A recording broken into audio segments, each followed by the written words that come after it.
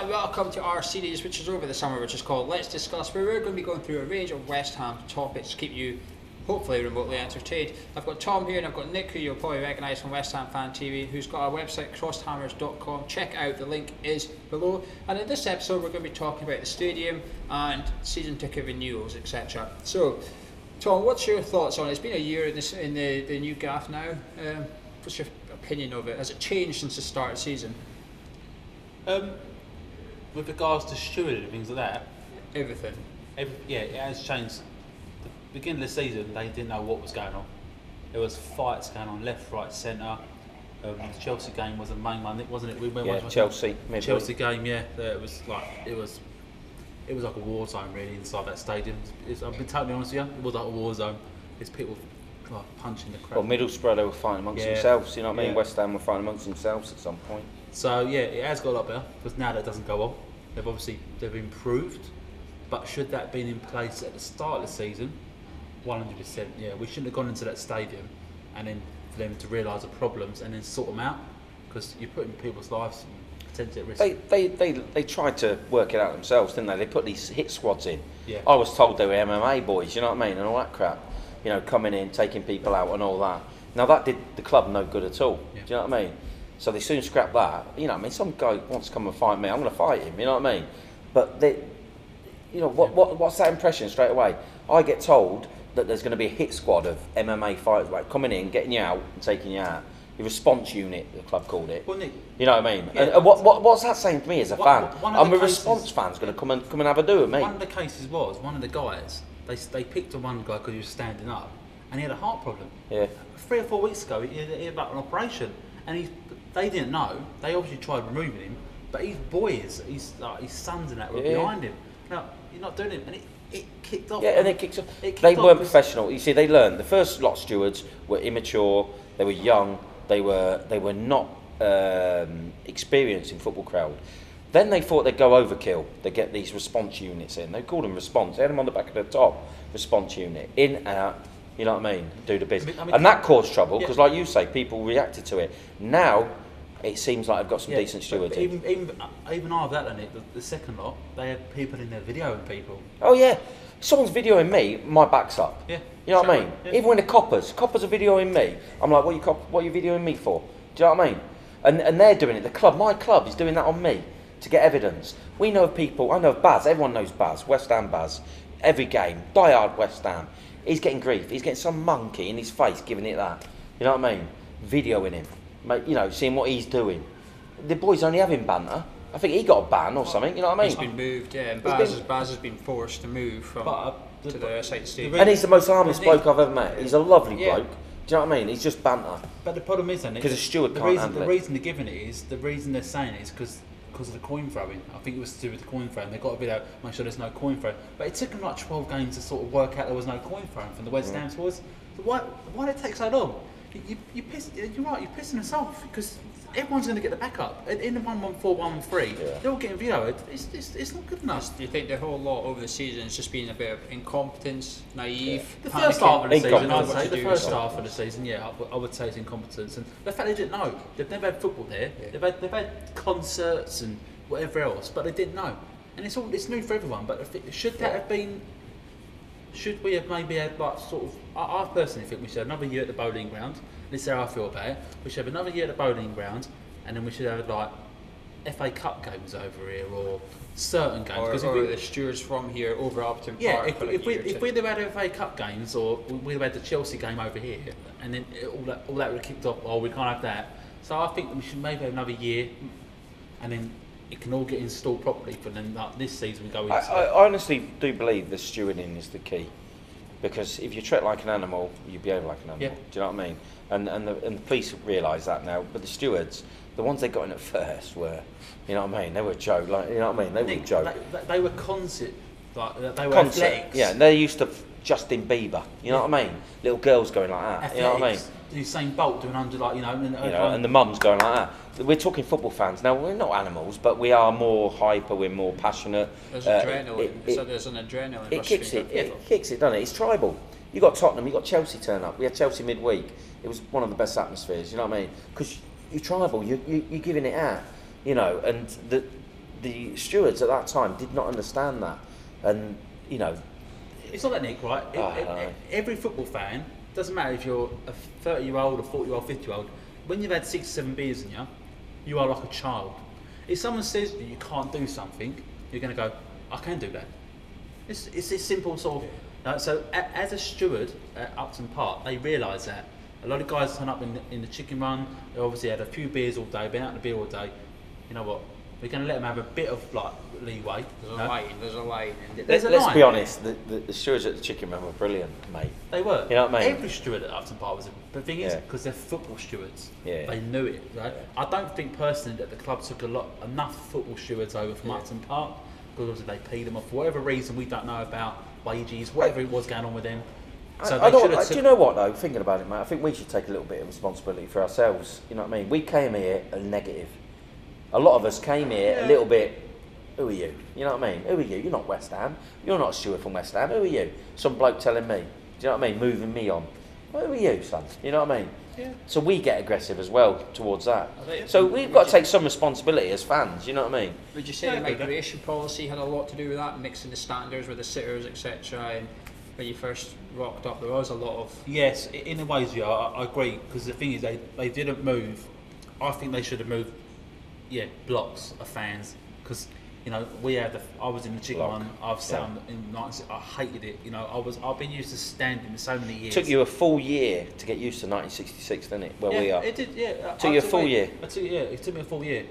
And I'll be honest with you, the guys might even watch this in front of me. I had problems with the guys in front of me because they've been used to, and they were quite old, weren't they? They were lovely lads, you know what I mean? But they were used to. I only literally got used to them because we went to the event with 1966 with the old Slav and Noble questioning, and we actually got talking to them. And I said, I apologised. I said, look, I'm sorry for how I was. I've had a few beers, and they totally understand. But there was a couple of times I didn't want to sit in my seat this year because they made my life sort of like, oh, I feel bad for actually going. But you've got to bear in mind, I'm used to the chicken run down the way in. You know, let's be honest. The migration was done. It don't matter what the board say and all that, but it was done by non-West Ham people, salesmen. Salesmen sold me and you our seats. Yep, salesmen did, and they filled us full of shite. They were bullshitting. Yep. Everything they said was near enough for bullshit. When I look back at it, we're going to have a stadium tour. All sorts. I paid for my own stadium tour. I was promised to own one. I'll do it because I'm a West Ham fan. You know what I mean? I've said before, everyone knows, I've said before, I'm a dickhead. I'll pay for it. I did. I paid for the West Ham stadium tour. The only reason we had a meet and greet, and it weren't even a meet and greet, we were meant to be told question and answer, and we were told we were going to have an exclusive event. Private event for 1966 season tickets. Yep. You know what I mean? That weren't happening until we started moaning. Yep. We moaned it on social medias, we made a fuss, and all of a sudden, 2 weeks later, 1966 seats, you're having an event. And that was a question and answering. A question and answering which I can't answer questions. Yep. I can't give a question, sorry. You know what I mean? The girl from the club. The girl from the club gave the questions and they gave the answers. Now, I don't blame Noble. Noble was uncomfy. Noble buggered off. Noble fucked off as soon as it finished. Slav stayed. Slav stayed and signed stuff and took photos. But it was not the event. It was a forced event, and I felt cheated. For being a 1966, I have now moved from 1966 out to band free. Just so you know at home, these two have been sitting in 1966 seats all season, £1,100 a ticket. Do you feel you got mugged off essentially by Totally. Yep. Totally. There's no concession, so my son has to pay. Well, he doesn't. 20, I do. 20 so I paid £2,200 for 2 tickets. The view's okay, but I only have to move 10 seats to my left, and I'm paying £900 and £500 for him. Do you know what I mean? So I feel mugged off because I was promised so much. Concerts, I was promised first dabs on all concerts. Guns N' Roses, Metallica, whoever's playing here, I'll get first dabs on a ticket. That ain't happened. Do you know what I mean? Because I was sold by a salesman. Do you know what I mean? When I migrated. So we've moved now from the 1966 seats, and we'll see how it goes there. But we do feel cheated, and I'll be honest, everyone around me felt the same. Yeah, I think the general consensus is that everyone at the back of the East Stand particularly think they're paying way over the odds and they don't see why it's band 1 yet. Yeah. Where I sit, I don't mind admitting my seat's cheaper than it should be. It's band 4, but it's the front row of the upper tier. My view's fantastic because you've come and seen. Relocations, let's talk about that then. The renewal rate, 90%. Do you believe it, Tom? No. Not in a million years. How many people do you know on social media this week that have moved down to the lower tier? Everyone I'm so talking far. everyone. What the club have done though, they've opened up blocks 128, 127, 126. What, the Thomas Cook? Yeah, the Sir Trevor booking stand lower tier is now opened up to season ticket holders. I think that's going to help atmosphere, Tom, filling the bit next to away fans full of season ticket holders now. Next to away fans, if you've got season ticket holders, it's like the old ground. You're going to have the corner, the old Trevor. Yeah, it will help. Yeah, it'll only help if the fans who are put there are aware of that. Yeah, totally agree. Do you know what I mean? Otherwise, you've got the same problem 141 where they got buggered off. Yeah. Do you know what I mean? You know, if you want to stand up and give a shout and spend half your time looking at the away fans, then you've got to be told that's where you're going to be sitting. You know what I mean? Me personally, I watch football. However, there'll be some who want to do that. You know what I mean?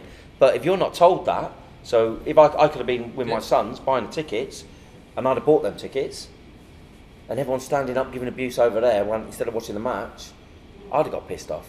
So is the atmosphere going to be that good? It's only going to be that good if they've told everyone who purchases them tickets that you're near the away fans, you're going to be standing up, you're going to be giving abuse to them after the game and watching a bit of the football.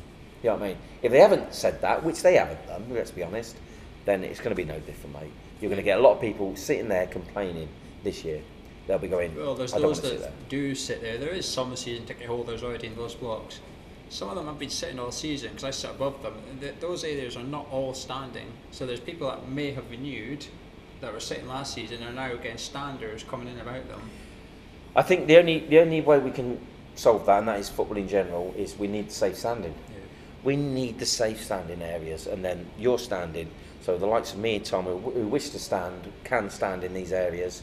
And those who don't, won't. They can't officially say that they're standing because that's. No, I know that. I'm a big picture. They need the safe standing in all football. Singing sections. Or do they? Is that what they call them? Yeah, they call them something other that they legally they can't officially say But we need the safe standing, don't we? We need it, like Scotland and all that. We need it. So and times have changed, and with modern technology and the way stewarding and the way fencing works, they can do safe standing now.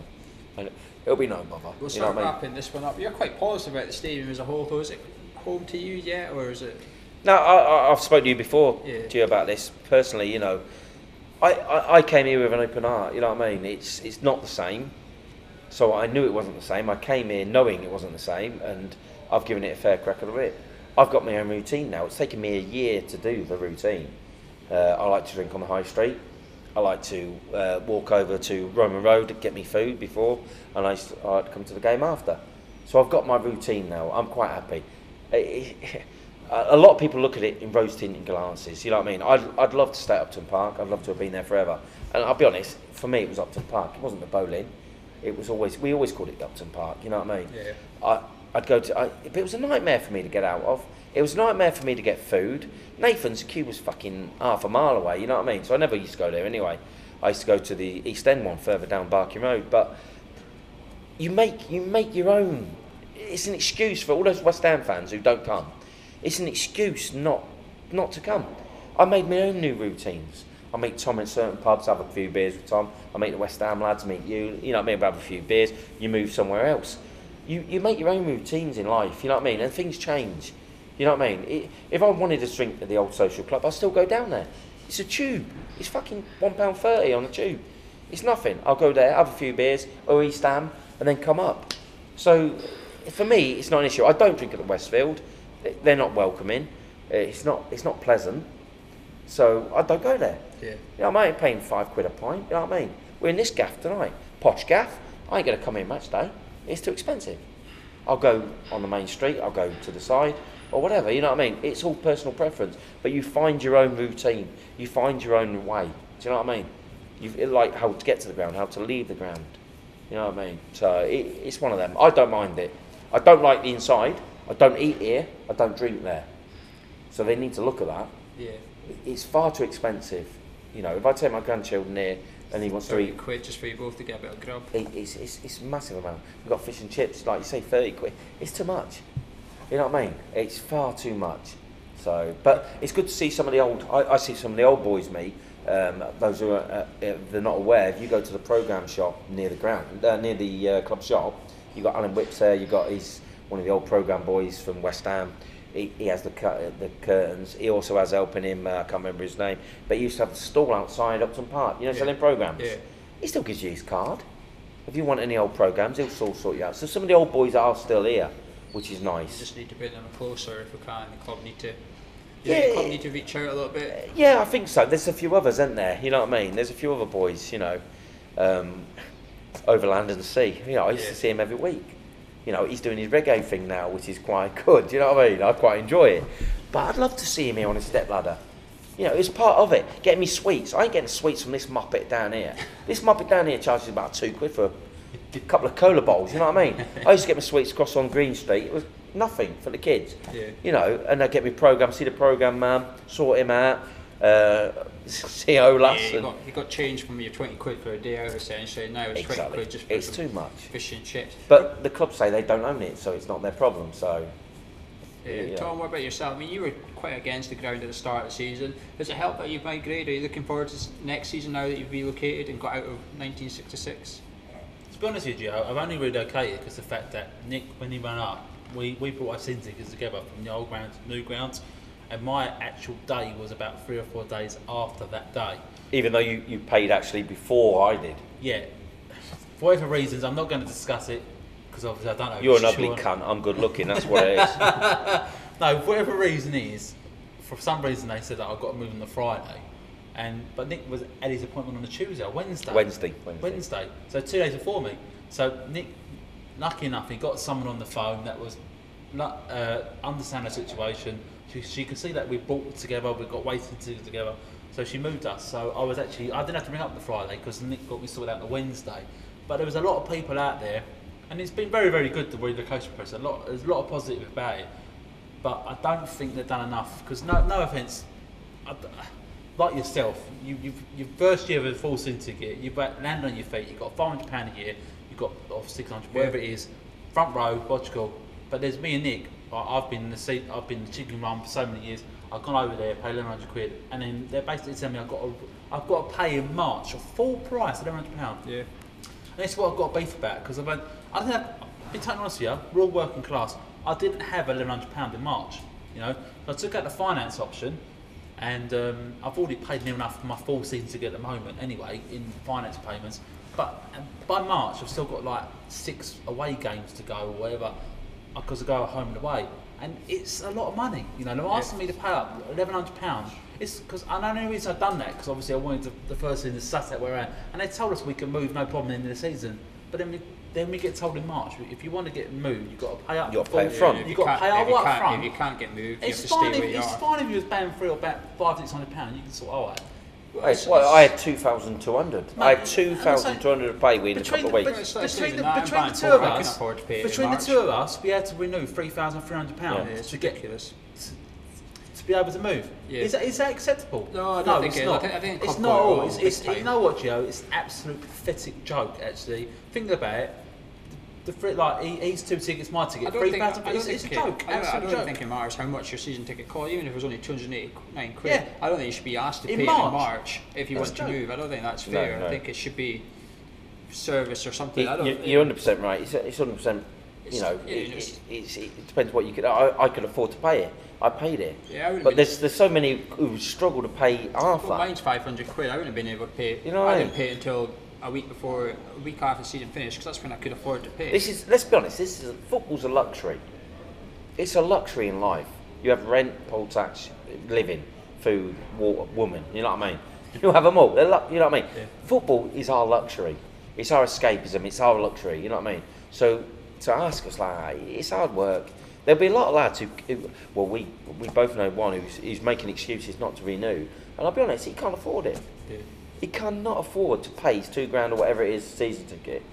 You know what I mean? So he's seen his face. He just making an excuse. I don't like it. It. But let's be honest, he can't afford it, and because they're forcing the issue. You know what I mean? To pay it so quick, it's terrible. It's terrible. So. It's a shame. But anyway, we'll leave it there. These two are sort of getting. Place is becoming home for those two, if you like, as well as myself. But let us know what you think. Get your camera phone out now, record yourself for 60 seconds, send your clip into gonzohammerschat@gmail.com, and check out the second channel. Be sure to subscribe, check out Nick's website, the link is below, and drop a like on the video if you enjoyed it. But that's been Tom, that's been Nick, I've been Gio, and thank you very much for watching.